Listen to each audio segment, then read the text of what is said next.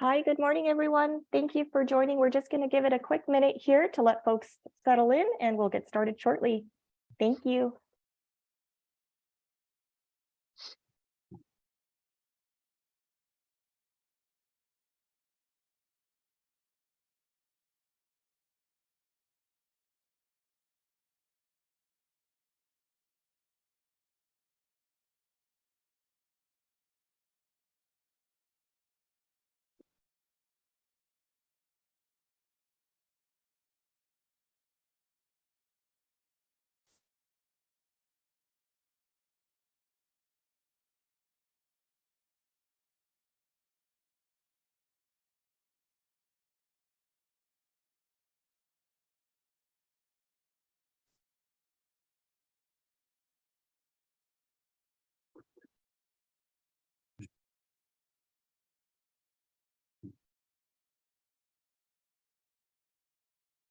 Hi, folks. We'll just give it a couple more seconds here and we will kick it off.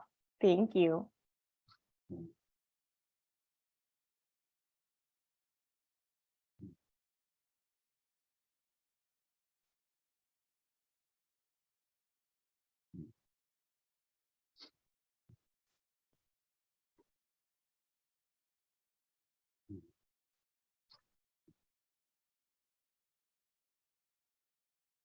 All right. Hi, good morning, everyone. My name is Mata Polywall with the Orange County Water District.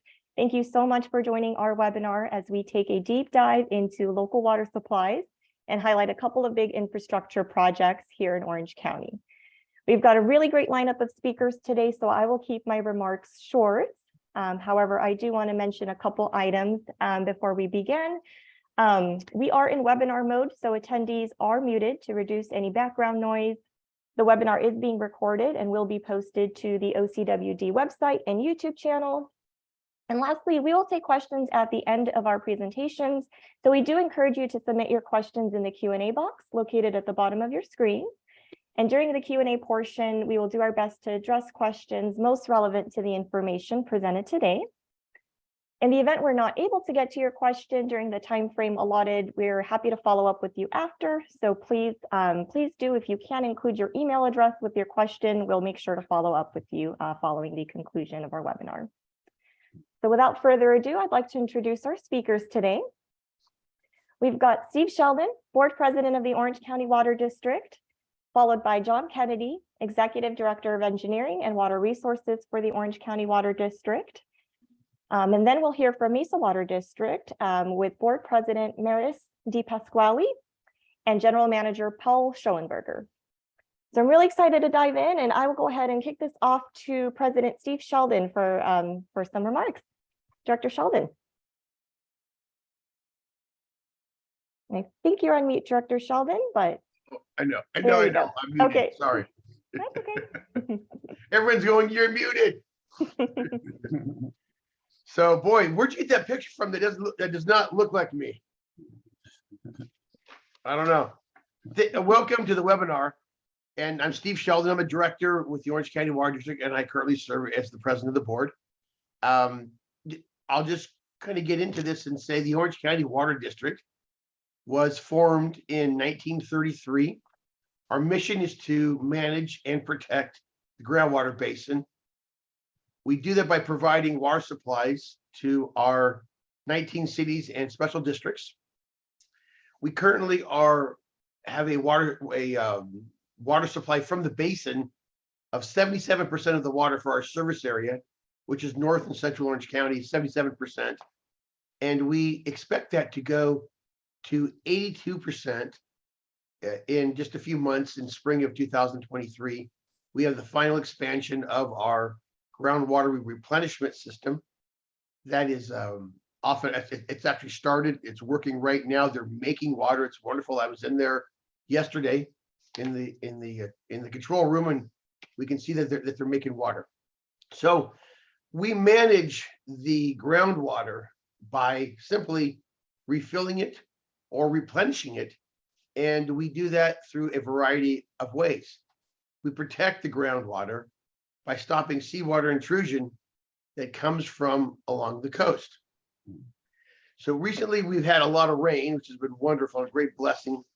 And one of the things that we do on managing the groundwater and having more water to refill that's pumped out is that we store a lot of water behind Prado Dam. And we had worked for years with the Corps of Engineers to increase the amount of water that we can store. And we've been, and I'm kind of, because Metta's gonna have to catch up with some of my slides. I don't think what I'm saying is following her slides, but so we store a lot of water behind Prado Dam. And luckily, a lot of the big storm flow that we've experienced these past couple of days did not flush out to the ocean. So that's a wonderful thing. And that's just part I just want to jump into as a very relevant today example of how we manage the groundwater basin. And again, it's filling the basin because all of the producers need to pump out of the basin and we need to replenish it so that they can pump water. And as we see our water supplies dwindle more and more in the Delta or the Colorado River, we need to pump more water out of the basin to replace the water that we were receiving, but we're no longer receiving now. And therefore we have to replenish that water. It's just that cycle. We can't pump the basin too far down. A lot of problems happen with that. We want to really be able to use it and have an active basin going up and down and up and down so that we are using it. It's a natural resource that we have and that we can then replenish it. It's very, very important. The other, I think I just touched on the other item that we do to replenish the basin is the groundwater replenishment system. And it provides perhaps 40%, I think it's going to go to higher, of the water in the basin comes from the groundwater replenishment system. It's a huge operation that we have that many other water districts at this time are unable to have. So that's been great. The other way that we replenish the basin is through our taking the water off the Santa Ana River and we capture as it comes down. And then we will put it over into our spreading basins where it percolates into the ground. And then the cities and special districts or we call them producers because they produce water, like Mesa Water, they're able to pump it back up again. Now, Mesa Water has a very special project that they do, special program that they have that's a little bit unique from this, and that they can share more about that. Those are the main things that we do to manage and protect the groundwater. And I know, Med, if you have any additional questions you want to ask me that you'd like me to go over to spark my recollection. I think that's great, Director Sheldon. You touched on a couple of very important projects. If you'd like to highlight the GWRS 15th anniversary coming up as well. It's been online since 2008. We've got the 15th anniversary coming up this January of the groundwater replenishment system. And that, I think that's from when we commissioned it. But it took a decade before to plan it and to construct it.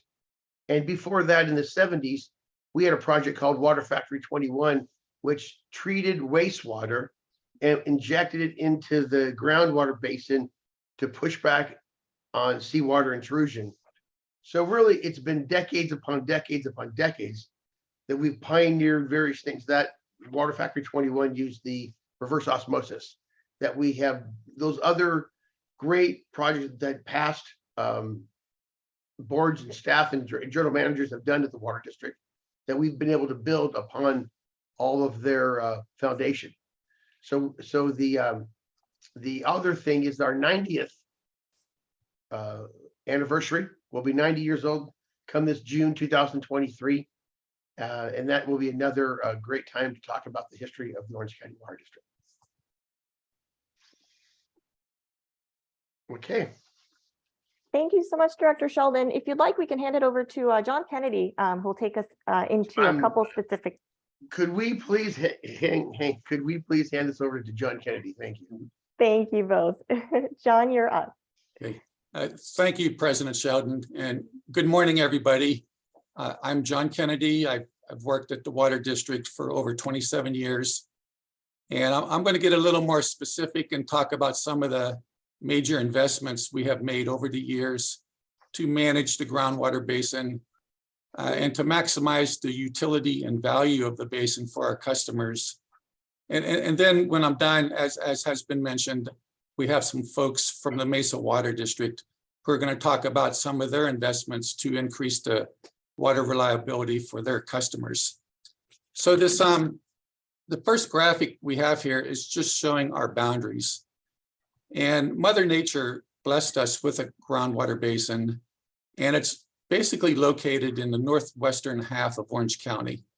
So you can see our boundaries in black.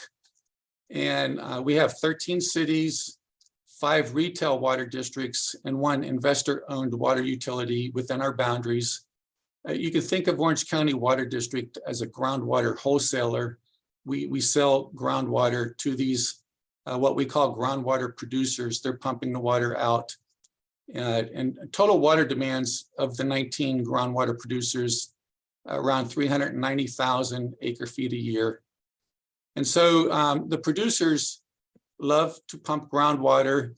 They want to pump as much groundwater as they can. It's cheaper and it's more reliable. And then it minimizes how much imported water they need to purchase from Northern California or the Colorado River. Next slide.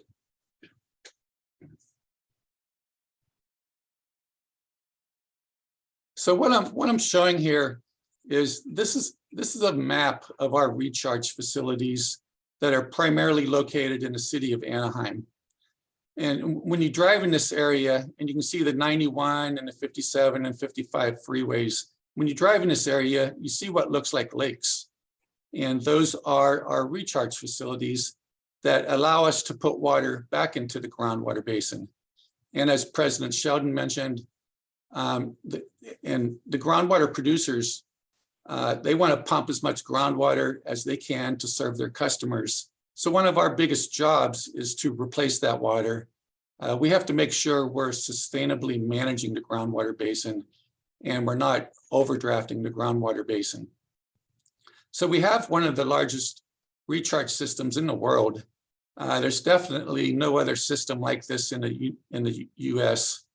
We've invested hundreds of millions of dollars in this system, in purchasing land, digging out the recharge facilities, constructing pipelines and pump stations. And this system shows there's about 26 separate little recharge basins, lots of pipelines. And we actually started in 1938 acquiring the property to develop this recharge system. And we have about 1,600 acres of land now, which is primarily in the city of Anaheim. And you would ask, why is our recharge system in the city of Anaheim? And it's because of one property, the soil in Anaheim is very sandy. And you can walk on some of these properties and sometimes you think you're walking at the beach. The soil, it's just so sandy. And so we're basically, pouring water on the ground, and this water is going down, sinking down into the groundwater basin, traveling hundreds of feet down into the different aquifers in the groundwater basin. So all these facilities we have constructed allow us to recharge 3 different sources of water. In the top right of the figure, you see the Santa Ana River. The Santa Ana River actually starts up around Big Bear Lake, and it comes down through San Bernardino, through Riverside, eventually comes into Orange County and gives us water. And we divert water out of the river and recharge it in these facilities. We can also take water from the Colorado River or from Northern California and recharge it into the groundwater basin. And then Director Sheldon mentioned we have our groundwater replenishment system, our very large recycling project. And it's located in Fountain Valley, but we built a pipeline from Fountain Valley to Anaheim to allow us to recharge the recycled water we make with the groundwater replenishment system. So, so Mother Nature, would naturally recharge the groundwater basin for us, but by a much smaller amount. So we've basically taken what Mother Nature has given us and we have supercharged it.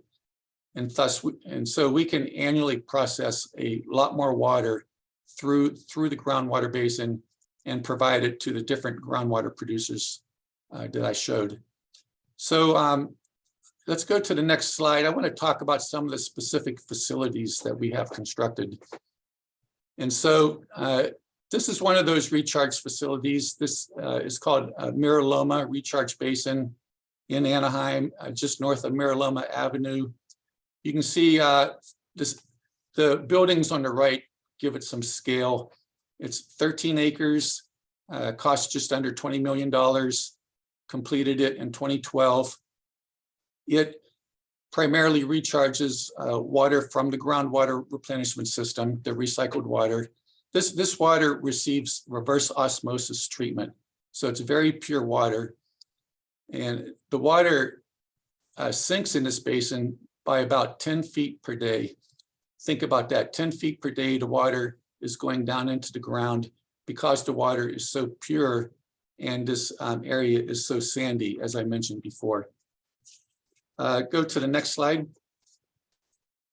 Another recharge basin, La Palma Recharge Basin, just under 18 acres, just under $35 million invested, completed in 2017. And this basin also can only recharge groundwater replenishment system, recycled water. So again, you have that very pure water going into the basin, and it's also recharging at around 10 feet per day. For anybody familiar with this area, Boeing used to be on this property. Boeing owned 100 acres in Anaheim, and probably 10, 15 years ago, Boeing decided they were leaving, and they sold us some of the property. And then, we would come in and demolish the buildings. We would test the soil, make sure there weren't any contaminants, and then we construct a recharge basin like you're looking at right here. Next slide. I just wanted to show how do we get water out of the Santa Ana River. The Santa Ana River is primarily a flood control facility. It prevents flooding in Orange County. But what we did is we built, what you see here is a rubber dam. And the rubber dam is 8 feet tall. It spans the entire width of the Santa Ana River. It's about 300 feet long. And we inflate it, and then that dams up the Santa Ana River, and then that allows us to take the water out of the river and then pipe it and pump it into the different recharge facilities that we have. So this facility was built many years ago, very valuable facility to us. And then in the wintertime, when it's raining really hard and a lot of water's coming down the river, we deflate the rubber dam. We don't want to cause any flood control issues. But then when those storms pass Orange County, then we'll reinflate it, and then we'll start again diverting water out of the river. Next slide. So I wanted to show the facilities I was just showing was creating new water supply for the area, but we also need to protect what we have. And recently we detected a chemical called PFAS, per and polyfluoroalkyl substances. It's a family of chemicals that has been used for decades in a variety of consumer products, Scotch Guard, things of that nature, your pizza box, your cheeseburger wrapper, Teflon. These chemicals have been around for decades, and only recently, because of advancements in laboratory testing techniques, have we been able to detect these chemicals in very small concentrations in parts per trillion. If there's any chemist out there, that's 1 nanogram per liter. But the regulators have taken a very careful approach, and they have told us that if you find this chemical in some of your groundwater wells, you're going to have to treat the wells. And that's what the regulators should do. They should be conservative in how we handle this chemical. So what we're showing here is a recent treatment plant that was constructed in Yorba Linda at the Yorba Linda Water District. And this is providing treatment for 11 or 12 groundwater wells. The water gets pumped out, is treated through these vessels. Up to 25 million gallons a day is being treated. You can see the cost was just over $24 million. And it's part of a larger program we have where we're going to treat up to 58 wells right now at a cost of about $265 million. This is all part of making sure that the groundwater that gets served in our service area is safe and pure. And that's something residents of Orange County should feel very safe about. The water we are providing is meeting all state and federal drinking water standards. Next slide, Meta. So I wanted to show, I've talked about all these investments that we've made in the groundwater basin. And this slide really shows the results of all those investments. You look back in the 1950s, and the total amount of groundwater that was being pumped out of the groundwater basin was around 150,000 acre feet a year. And you can see more recently, we're typically around 300,000 acre feet a year of groundwater pumping. So, and it's because all of our investments, how we manage the groundwater basin, we're maximizing the utility of the groundwater basin. And this has really helped support a lot of the growth that has happened in Orange County over the years. And it also reduces our dependence on imported water from the Colorado River or from Northern California. Next slide. And then I also wanted to show, I've been talking about investments and spending money to create projects, to create water supplies. But I also wanted to show what a good job we're doing here as far as reducing total water demands. These are total water demands from those 19 groundwater producers I showed you. And you can see how people are getting wiser. We have the low flush toilets. We have shower heads using less water, clothes washers, dishwashers. People are removing the grass in their yards and putting in California-friendly landscaping. And you can see we have a great trend going here of reducing total water demands. And this has happened while we have increased population in our service area. So we hope to continue this trend and are working to just get smarter with our water use going into the future.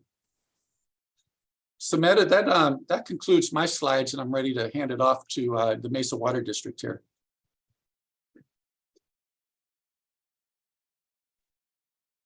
All right, I think that's me. Thanks. Meta, if we can move forward one slide. Good morning, everybody. My name is Maris DePasquale, and I am the board president at Mesa Water.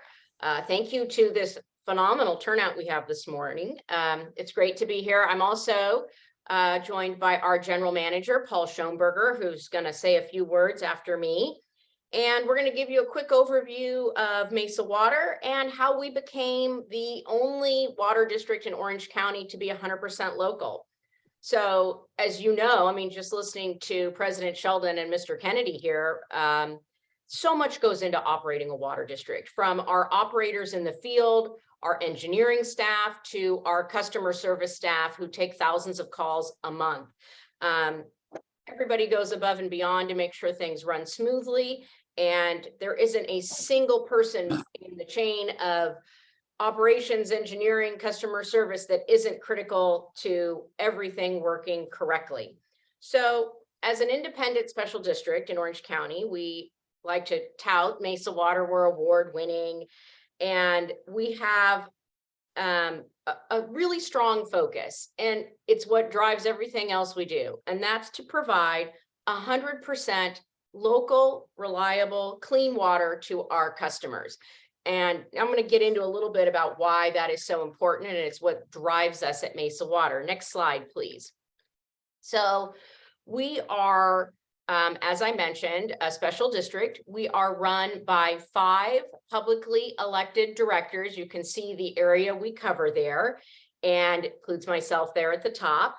And we also cover parts of Newport Beach as well as Costa Mesa and a little bit of the county unincorporated, which also includes John Wayne Airport. So the 80 million passengers who come through there annually get Mesa Water one way or the other, because there's a lot of water used at the airport. Next slide, please.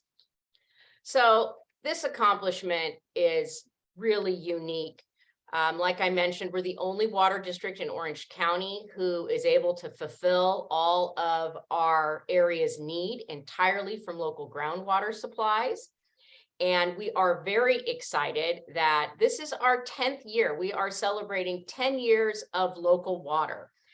Why is this important? Well, a couple things. It is the most drought resilient water supply that we have, which makes us the most drought resilient water district in the county. So we don't have to rely on imported water. And why is that important? Imported water from either Northern California or the Colorado River, it costs more and it's expensive. So by being 100% local, it really protects the ratepayers at Mesa Water from rate volatility, and it keeps things more stable. So now that I've got to share all the fun and exciting good news in our 10-year anniversary, I'm going to hand things over to our general manager, Paul Schoenberger, and he's going to talk a little bit about what it took to become 100% local. Paul? Thank you, President DePasquale. So I'm Paul Schoenberger, general manager of Mesa Water District for over 10 years now, and I'm very happy to be with you all. And this is a great subject, and would like to tell you a little bit about Mesa Water District. So let's go back to the early years, and around the turn of the century, the area, which is now Mesa Water District, was growing and became a very fertile farmland because of the addition of water to the area. And a number of small irrigation districts were formed back then, including the Fairview County Water District, the Newport Mesa Irrigation District, the Newport Mesa County Water District, and they were all small, and they were all serving irrigation water to the area. And then in 1960, all of those irrigation districts, plus the small portion that the city of Costa Mesa served, merged. And so it was the 1960 act that merged us all, and that became what is now Mesa Water District. So back then we sent a precedence. We were the first California water agency to consolidate 2 or more water agencies, assuming all the assets and the debts and creating what is now Mesa Water District. So if we'll go to the next photo, this is our operations department back in the early 1960s. And although the cars look a little bit different nowadays, it's about the same. We have about the same amount of folks in our operations group, the same amount of vehicles, and we're constantly either putting in or maintaining or replacing our infrastructure. And in the 60s, imported water from Metropolitan Water District came online, and that was great. And we started using a lot of imported water. In fact, that was the easiest to use, since you just turned a valve on and the water from Metropolitan began to flow. And so that's what we used. But then near the end of the 60s and the beginning of the 70s, our board realized the benefits of the groundwater, and Orange County Water District had started to refill the groundwater basin from its historic lows. And they've continued to do a great job in keeping the basin full. And so that, of course, looked like the most reliable and inexpensive source of water that we could have. So we started rolling into the groundwater business. And our first new well as a district, we called it the Segerstrom well, named after Henry Segerstrom. It yielded 2,000 gallons of water per minute and started taking the strain off of the imported water. So if we can go to the next slide, and I'll talk a little bit about the groundwater basin. This is kind of a cartoon view of the groundwater basin that Orange County Water District makes sure that is maintained and full. To the left of this graphic would be the Pacific Ocean. And this is sort of a cross section through the Santa Ana River all the way to those recharge basins that John Kennedy was talking about in Anaheim on the right. So those recharge basins are where you can put water in the ground and it can get into that middle aquifer, which is what we call the main aquifer, where most of the water is pumped out of in Orange County. Mesa Water is on the left side of this, and we have a number of wells that pump out of the main groundwater basin, and we pump our 77% like the other producers do, and that's a great deal. That's the best deal for us. It's, you know, really good water, and it's inexpensive. It's for us about half the cost of imported water. So we love that, and we maximize that use. Geographically, we're also blessed because deep underneath the main aquifer, there's deep water, and as you can see, it kind of wells up towards the coast, so that it's accessible to us since we're located right on the coast. The only issue with this deep water in the area that we're at is that it has a slight amber tint to it. And that's because that water has been sitting underground there for thousands of years, kind of soaking up the ancient organics that are in the ground there, including an ancient buried redwood forest. So we call that redwood tea.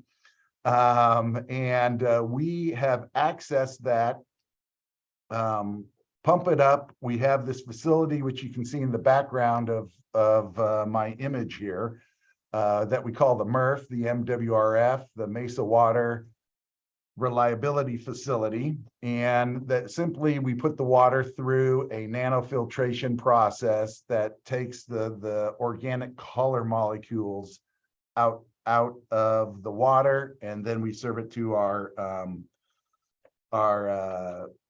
customers. So we're still hooked up to imported water. We can take that if we need, but we really haven't needed to do that for the last 10 years. So if you can go to the next slide, this will show you the amount of imported water that Mesa Water has used since 1970. And it was in the 70s that our board put together kind of a very long range plan of eventually getting to 100% local and reliable. So this is the amount of imported water that we've taken. And so in the 70s and 80s, we developed fully the clear groundwater supply that Orange County Water District has made so available to us. We also brought on the purple pipe recycled water, again, through Orange County Water District's Green Acres project. And then from 1990 on, a lot of conservation.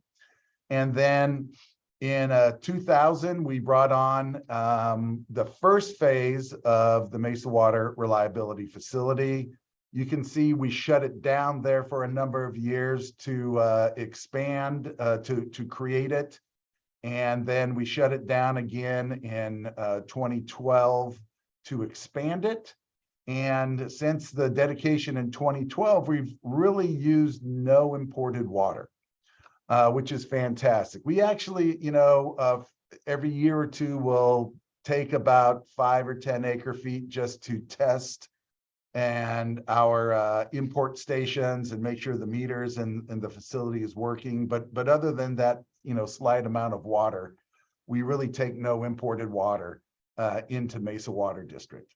And that's been fantastic. It's it's a slightly lower cost than imported water. We did have the amber color water tested, and it is 12,000 years old, and it is super soft. So it's great water, and we are really fortunate to have it. And also local water, of course, has a much lower carbon footprint than importing water hundreds of miles away from the Colorado or from Northern California. So if we can go to the next slide, you will see here, this is not so much water, but as the embedded energy needed or the carbon footprint for us to bring the water and to serve the water to our area. In the 70s, 80s, and up to the 90s, Mesa Water was growing, so we were serving more and more water as we were reducing our reliance on imported water. So, our carbon energy footprint went up because basically we're serving a lot more water, even though we're shifting to a lower energy supply. But then you can see on the far right, when we finally did get from the 77% to 100% local and reliable, our energy footprint is, roughly about half of what it used to be. So we're very proud of that also. Next slide, please. So this is a little snapshot of the Mesa Water Reliability Facility. As part of the plant, which you can see behind me, we also just have a very small area where we take our tours. This is the gazebo that you can see, and we've actually planted some redwoods around that to kind of remind us where this very important water does come from. So the facility features 2 deep water wells and a 1 million gallon reservoir, and of course the state-of-the-art nanofiltration technology that's behind me. We have a water-wise garden in addition to about a dozen redwood trees in the background here. And the source is that amber color water, which is about 1,000 feet underground. So our customers love this water, and it's actually a very fun place to visit to see not only the math and science and all the technology that goes into the facility, but also, the gardens and thinking about where this water came from. It's a fun, snappy little tour. If we can go to the next slide, please. So this is 2 vials of water. The one on the left is the amber colored water, which has a very slight tint, right? But it's a little shocking if that would show up in your bathtub or in your sink, and you get a little depth to the water, and the color that's there becomes very apparent. The facility very efficiently takes the water out. This is a highly automated process. It's very complex and technical, but to operate, it's actually fairly smooth running facility. We only spend about a half of an FTE a year of labor in and on this plant, and most of that is calibrating the instruments to make sure that everything reads properly so that the computer can run the plant. These membranes have been in for 10 years and continue to operate very, very well. So it's been a very stable and smooth plant, and we've had a good time operating it. So if we can go to the next slide, I think I've gone over this. It's very reliable, it's less costly, uses less energy.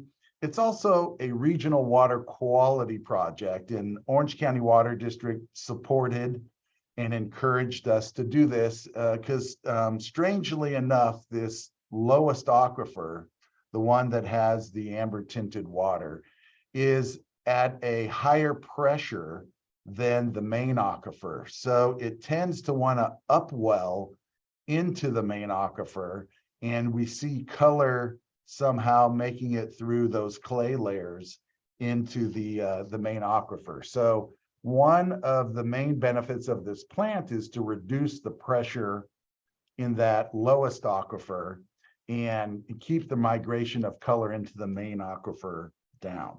So just an interesting thing there. So if we can go to the next slide. So in addition to our water supply, Mesa Water is proud of many milestones we have, including we've had a large emphasis on our financial strength.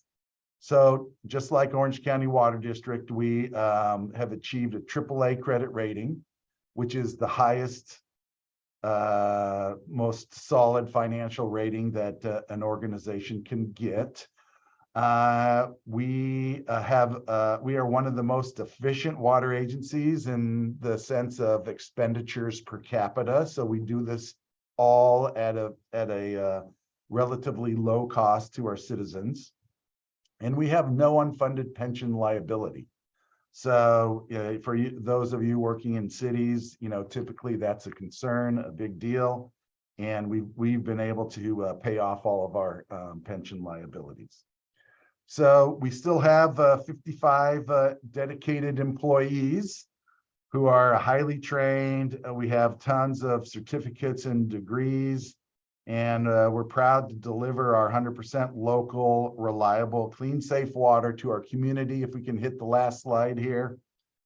For me, this is the last slide for me. This is just some more of our folks who are out in the streets maintaining the system, who are in the lab, making sure we have high quality water. In fact, we take about 30,000 or perform about 30,000 water quality tests a year.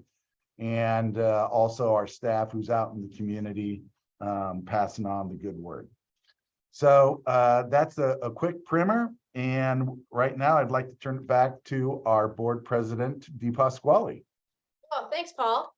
So we have a lot of exciting things going on at Mesa Water, as Paul mentioned, ambitious plans, and everything is, we have this concept at Mesa Water of perpetual agency, perpetual renewal, not looking at just short amount of time, but long amounts of time. And how do we ensure that our system and our facilities and our operations last for generations? So one of those plans and projects underway right now is the Mesa Water Education Center, which is located at our MRF facility, which Paul just gave a great overview of. This is an annex facility to our headquarters. We have all kinds of technology here, but Paul said we have 2 deep water wells. We have a 1 million gallon reservoir, if you can believe that. It's pretty big. But what this will do, this allowed us to expand it a little bit. And we do a lot of tours. We have partnerships with some of the educational groups where we do some field work that culminates in an end of year presentation with the local high school kids that we host here. And by expanding this a little bit and making the facility more education oriented, we'll really be able to get more programming and more tours, share and tell our story to more people, and really highlight the benefits of Mesa Water being 100% local. It's a great opportunity for us to educate our neighbors. We right now host water issues study groups. Usually they're hosted here. Right now we've got some construction and reconfiguring going on, but those are going to kick off again next year. And this is going to be a nice way for us to really have a community presence, talk about our environmental stewardship. We're very proud of the fact that our carbon footprint keeps going down because we are 100% local. The sustainability of our resources and wise water use, which is all top of mind right now. So the plan is to kick off, once this is done, in spring of next year with a program that's geared towards 5th graders. Right now we do a lot of work with OCWD on the education programs, and we'll also be able to do community tours. Next slide. So really, this has been a long-term vision of the board. It's extremely exciting to see it come to fruition. We started this year. We are utilizing the existing facility and expanding it to allow for this. And like I mentioned, we should be done spring, summer of 2023. One thing I did want to mention, you saw on Paul's picture and on one of his slides, there was a picture of the membranes that go into the MRF. I always like to point out, so much of the materials that we use are manufactured, including those membranes, in California, which I think is important, particularly as we've learned over the last couple of years, having locally sourced materials became even more important. So with that, I will say thank you for coming, and we're ready to take any questions, and I will hand it back over to Meta for that portion of the program this morning. All right. Thank you so much to all of our speakers from the Orange County Water District and Mesa Water for your great presentations. I'm going to take a moment to stop sharing the screen, and if all our speakers would like to come on camera during the Q&A portion, that would be welcomed. That way everyone can see you and we can just run through these great questions that we have. I do want to just remind folks, you can type in your questions in the Q&A box, and again, we'll do our best to get through them all in the time frame allotted today. But if not, please know that we will follow up with you after the webinar. You can also email OCWD at info@ocwd.com with your question or comment. So thank you again to our speakers. But before I jump into the Q&A, I did want to, Director Sheldon, you had a great comment that I believe you wanted to mention about the Santa Ana River. And I wanted to. Thank you. Yeah, thank you very much. Uh-huh. We, in past days, a decade ago or so, had received about 150,000 acre feet from the Santa Ana River. And that has been slowly going lower and lower and lower, in part as when water agencies in the upper watershed are doing recycling, and they're utilizing some of that water, and then they're not putting as much of it into the river. So we've kind of bottomed out at about 75,000 acre feet, which is about half, of course. And so that's just been one of our challenges as we are looking at water supplies and more water supplies. We also have to deal with the reduction in our water supplies that are from the Santa Ana River. And I expect that to get even lower potentially. We do have some water rights in the Santa Ana River, but the way they work, it's not going to be as strong as I would like. So that's one comment. The other comment I would like to add regarding the groundwater replenishment system is that we now utilize 100% of the available affluent and treated wastewater from Orange County Sanitation District. So we're maxed out. And also with that, just what a great partner the Orange County Sanitation District, or OC-SAN. What a great partner they have been with us in decades and decades. And so we so appreciate the Orange County OC-SAN. Thank you. Those are just some two additional thoughts to add. I think there's quite a few questions that we can answer, and I'll turn it back to you, Meta. Thank you, Director Sheldon, and thank you again to our speakers. Let's jump into a couple questions we have.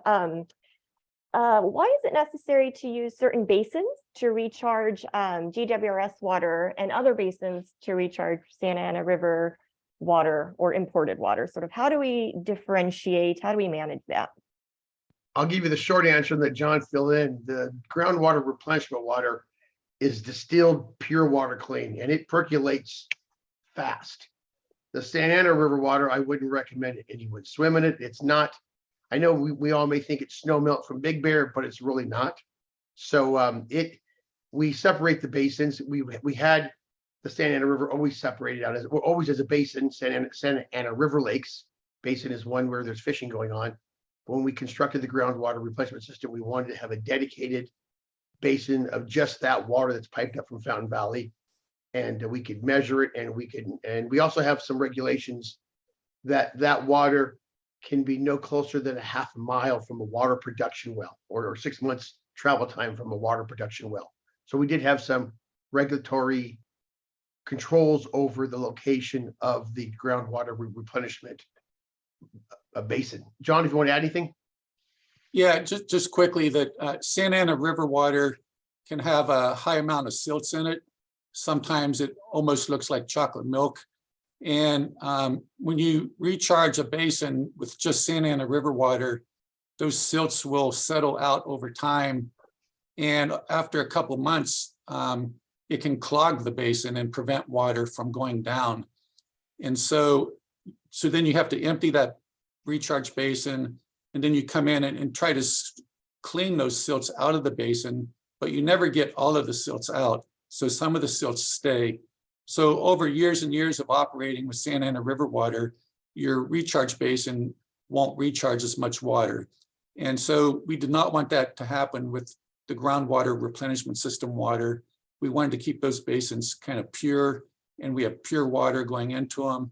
And that's why we can have 10 feet a day of water recharging, and we don't have to worry about silts getting in and clogging the basin over the long term. Great, thank you. We've got several questions related to Mesa Water's 100% local water. So I'll kind of combine a couple of them, but we're hearing a lot of great comments about 100% local supply is great. Any ideas why more water districts don't rely on 100% water, and sort of how did you do this? How did you accomplish this is sort of the essence of these questions. Oh, I could take the first one. It's the luck of geography. We happen to be located in a part that lies over the groundwater basin where it makes economic sense to build wells, and we don't have to build extremely long, multiple miles of pipeline to deliver the water from our wells. It's geography is why we are so fortunate to be able to be 100% local. And then I'll let Paul fill in the back end of that. Sure, yeah, and that has helped us with access to some new supplies, but there are a lot of other supplies. There are other groundwater basins that could be cleaned up, or South Coast is looking at the ocean water desalination and a number of things. And you really have to give it to the board of Mesa Water District for their consistent vision. And I think it's the kind of just a political and financial will to make this happen, and the direction to staff to make it happen that, has allowed us to do this. These projects don't come on easily, and they don't come on quickly, and they don't come on cheaply. But when you look in arrears, you're like, wow, we're really glad we did that. So I'd say political and financial will. That's great. And on that note, what percentage of water does Mesa Water use from the groundwater basin, and what percentage from the Mesa Water Reliability Facility? Sure, I'll take that. Because of the good work of Orange County Water District, everybody who's overlies the basin can use 77% of their total water supply from the main basin. So all the producers do that, and we do that also. It's the remainder, and actually we have about 5% of our water is the purple pipe recycled water, and then the remainder, about 20% of our local supplies, come from the amber colored water. Great, thank you. We do have a couple questions related to sort of water quality. What is the level and source of PFAS in the 58 wells, John, that you had mentioned in those groundwater wells? Well, you would have 58 different answers here, but in general, what has happened is the state has established a level of 10 parts per trillion. They call it a response level. And they recommend, if you have concentrations in your well over 10 parts per trillion, that you don't serve that water. So these 58 wells are all slightly over that 10 parts per trillion. Some might be at 15 parts per trillion, 13 parts per trillion, but because of the state regulation, you cannot use that well. And so we've put treatment on those 58 wells. I can add to that, John, if I may. Sure. So we've had, PFAS just didn't show up in our water a couple of years ago. We've had PFAS in our water for decades.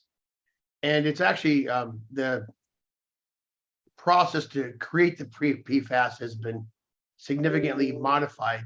So the chains of PFAS are less ubiquitous and are not as harsh, so to speak. We are doing everything we can to address this head on. They've been very aggressive and outward on it. But we have to also know that we all have PFAS in our bodies. There's been studies that all of us at any given time have a 1,000, or we have a 1 part per trillion, 1,000 parts per trillion. And I'm getting this number wrong. I apologize.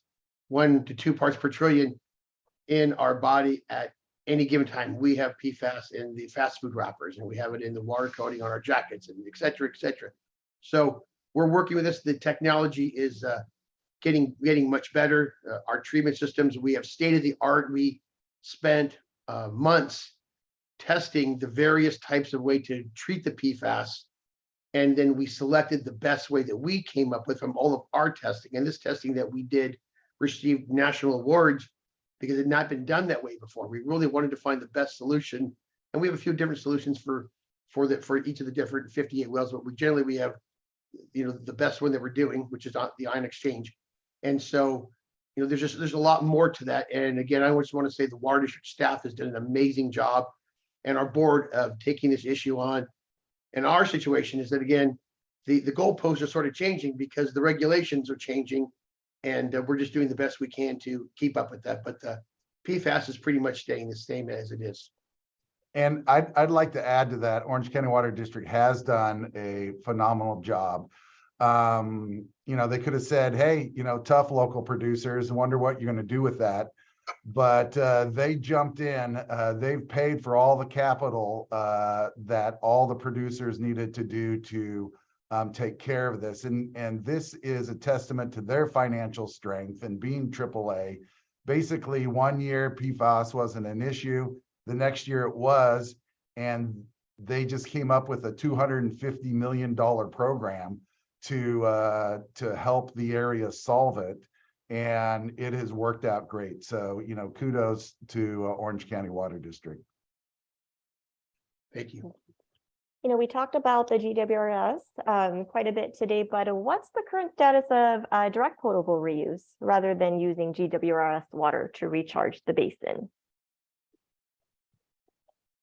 I'll start, and then others can jump in.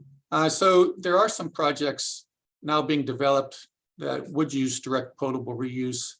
Our project was built first phase in 2008. And so we do treat our water to drinking water standards, but the regulations were not available back then for us to even consider direct potable reuse. But even with the high standard of treatment that we provide our water, the new regulations would require additional treatment. And so we're basically getting the additional treatment by putting the water in the groundwater basin and letting Mother Nature treat the water for us. So in effect, we are kind of doing direct potable reuse, but there are some newer projects coming online now where they'll be treating the water further than how we treat it. And then eventually that water will go directly into potable systems. I'd just like to add that, every jurisdiction should look at recycling or reuse of their wastewater. It is a commodity that should not be wasted. That would not be good. And whether it's for the purple pipe or whether it's for potentially for irrigation, and that needs to be treated to a much higher level. Colorado, I believe, is looking at and started a direct potable reuse to take, and I'm just going to say it's the toilet to tap and put it right into the faucet. So ours, of course, has to go through that natural cleansing process when we pipe it up to Anaheim and have it go into our percolation basin. So, but you can, and I think there's a question about a tour, anyone can come down and take a tour as we have them, and you can drink it out of the faucet yourself and, tell us how you feel about it. I think it tastes great. And it tastes like pure water because it is pure water. Great comment. A question for Mesa Water folks. Will the amber water supply be replenished by nature, or can it be ultimately used up? Well, thank you very much for that. We've had hydrogeologists kind of look at the amount of water there, and that's there currently, and they've it's hard to tell. It's very deep down, but they're like, there's 200 to 400 years of supply there for you. Exactly how it gets recharged, we're not sure. Maybe John, maybe you have some thoughts about that, because it's not within our area that it's recharged. If it was, it would be, further up towards the mountains. Yeah, and I showed how most of our recharge facilities are in Anaheim. But it is interesting, and it would probably take 3 to 4 decades for the water we recharge in Anaheim to slowly come down toward the coast, toward the Mesa Water. So eventually we would recharge the water, but it takes decades for that to happen. Yeah. Yeah, and the color, the water with the amber color being so deep down and so many clay layers, it's the actual path is, I think, maybe uncertain. And the fact that it's at higher pressures maybe indicates that maybe further up somewhere, at a little bit higher elevation, there may be some sort of connection. But it's very slow, and if you see that the water that we've tested is 12,000 years old, and the organics that make the color are actually a couple 100,000 years old, it gives you the sense that, pre-man's influence, maybe there was a slow every 12,000 year kind of churn going on there. So it's a very, geologic process. Paul, if I could ask you, do you know how deep it goes? We know that we can access it at 1,000 to 1,200 feet deep, but no, I'm not sure exactly how deep it goes. I bet Roy Herndon from your office would be able to tell you, and it does come up towards the coast, as you can see. So that's kind of how we're at the tail end of it, but it goes deeper as it goes further inland. Thank you. And folks, I know we are at the top of the hour, and thank you so much to our speakers for hanging on for a couple extra minutes, and for our attendees for sticking around as well. I just want to do a kind of a quick final reminder, and then I would love to ask all the panelists for your kind of closing comments or closing thoughts. But I just want to remind our attendees that our webinar is being recorded and will be available to see after. And for any questions that we weren't able to get to for the hour today, we will be sure to follow up with you afterwards. So whether it's OCWD and or Mesa Water, we will be circling back with you with responses. So if I can turn it over to our panelists for today. Again, thank you so much for your great presentations. I would love to see if you have any kind of closing comments or closing questions. It sounds like we have a very exciting year ahead for both agencies, and I'd love for you to end the webinar with a couple of those comments. I'd like to defer to our Mesa president for her comments. Well, thank you so much. I think the best thing we can all do is, we at one point on this webinar had over 60 people engaged, and just looking at the list of names, there weren't a lot of familiar ones, which is good. It doesn't mean it's the same 50 people. And I think that's incredible. And that is such a mission we all should be on in Orange County, which is to educate ourselves and our communities on how water works in Orange County, and the history of it, and what the future looks like going forward. So I would just end with a thank you for having us. OCWD, this whole series you guys have been doing is phenomenal. Kudos to your entire team and President Sheldon, your board, for doing this. And we just feel honored to participate today. So thank you for having us. Paul? Yeah, well, during the pandemic, we learned about supply chain issues throughout the world, getting materials and facilities here. With the stress on the state water supplies in the Colorado River, which is becoming more acute, we're becoming aware of the supply chain issues as far as bringing water into Southern California. And so the local and reliable mantra, I think, is going to become more and more important. And you're going to see more agencies trying to develop local resources. And Mesa Water District and certainly Orange County Water District are kind of on the leading edge of doing that. So that's just a little kind of industry trend thought. Thank you. And before I turn to John, I just want to say, without this being too much of a mutual admiration society, but Mesa really has done. I've been a fan of Mesa's for years, and they've done a great job. Unique to really any other agency here in Orange County who's a retailer. And what they did is they took a risk. They saw a problem, and that problem became, the reason that they went, and the problem was reduced water supply. And they took a risk on their project, and they've just been able to, see the great benefits of having done that. And I want to salute them for all that they've done. So now we'll turn to John. I'll just add, we see articles on the Colorado River in the newspaper, or drought in Northern California, but residents in our service area don't have to worry as much. I mean, they need to be smart in using water, but they should feel a little bit at ease knowing that most of their water supply comes from the groundwater basin. And we are maximizing the utility of the groundwater basin, creating more local water supplies for our area to reduce our dependence on imported water. So we are in a lot better shape than other areas in Southern California, and we should all be proud of that. Thank you, John. And we truly do work hard to maximize the basin for the benefit of our residents. And I think the directors, we push our staff on how do we get more water and more water? Can we go deeper? And if so, what's a safe way to do it? Can we pull out more water?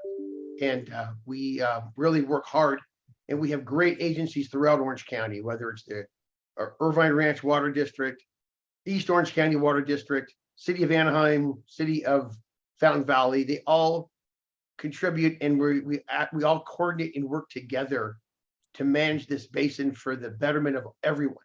So I think that's a great way of looking at and we can talk about this, maybe at another time, but we have an unadjudicated basin, which is unique. And I look at it as a free market basin, and what water that we take out of it, we have to replace, and we have a way to do that so that we continue to replenish the basin. Thank you all. I think that I can go on and on, but those are my thoughts. Thank you, Meta, and everyone, and Gina, and everyone that was involved in putting this on. It's been a great time. Thank you so much. Gina Ayala, also from Orange County Water District. Thank you. Thank you. Thank you again to our esteemed panelists and speakers for today. Really appreciate your great comments and insight. And with that, I'd love to wish everyone happy holidays and see you next year. Bye. Betty. Thank you. Bye-bye.